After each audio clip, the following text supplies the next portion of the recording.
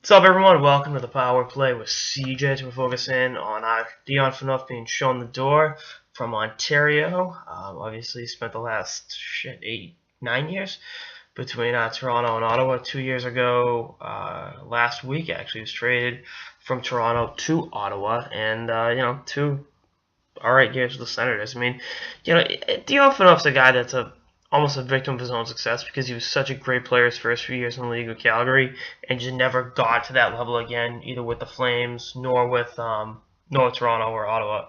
But is he a serviceable NHL defenseman? Yes. Is he going to fit in pretty well with LA? Yes. I mean, the fact that his wife's a Hollywood actress and he spends a lot of time out there in the offseason doesn't hurt either. But, I mean, I look at, Ottawa eating 25% of that $7 million contract. I mean, this is a good hockey deal for the Kings, and you add a pretty good bottom six guy in Nate Thompson as well. I mean, Shore wasn't getting it done. I'll talk about Gaborik in a second, but, Nate Thompson, another guy with ties to Southern California, haven't played for the Ducks for a number of years, but I like him a lot as a player. I liked him when he actually was coming up with the Bruins system a long time ago. I liked him in Tampa, and again, I think he's just a really, really good, bottom six guy that can help your team win games.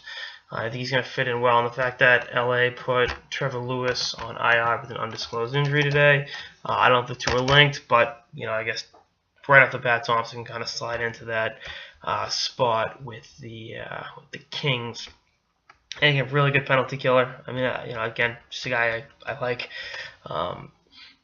But, going a step forward, Marian Gaborik was money in the bank when the Kings won that 2014 Stanley Cup.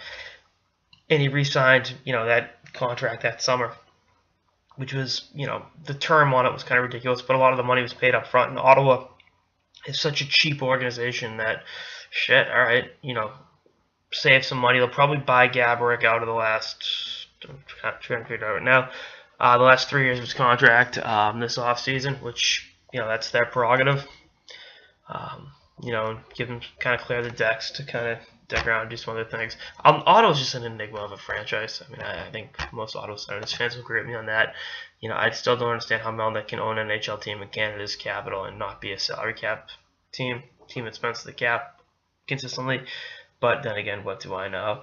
And the Kings have been struggling as well. They lost to Carolina last night, so you shore up your defense. Gaborik wasn't giving you much this year, and Nick Shore, I liked him come out of the University of Denver, and again, nice fourth liner. I think he'll fit in Ottawa, but he's not exactly lucky Luke Robitaille. So the Kings really didn't give up a whole lot to get a serviceable defenseman and a nice bottom six forward. So we'll see what happens in the next few days and weeks.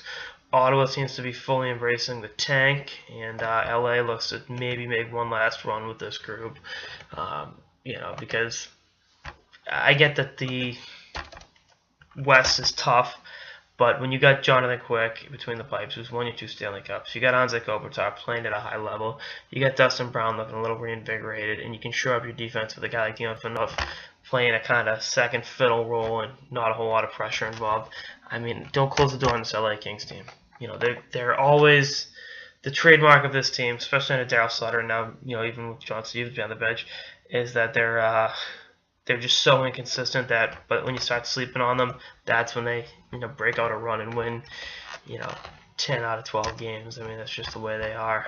That's the way they play the game, and that's brought them some success over the years. So again, do not sleep on the LA Kings right now, and we'll see what happens in the next few days, weeks, and months. And I don't think Ottawa's dealing. Do I think it's a sure thing Carlson gets moved? No. Not at the deadline, but never say never, especially with teams like Tampa looking to get some help on defense. Anyway, that's all I got to the Power Play with CJ. Stay tuned for more episodes throughout the season and beyond. Later, guys.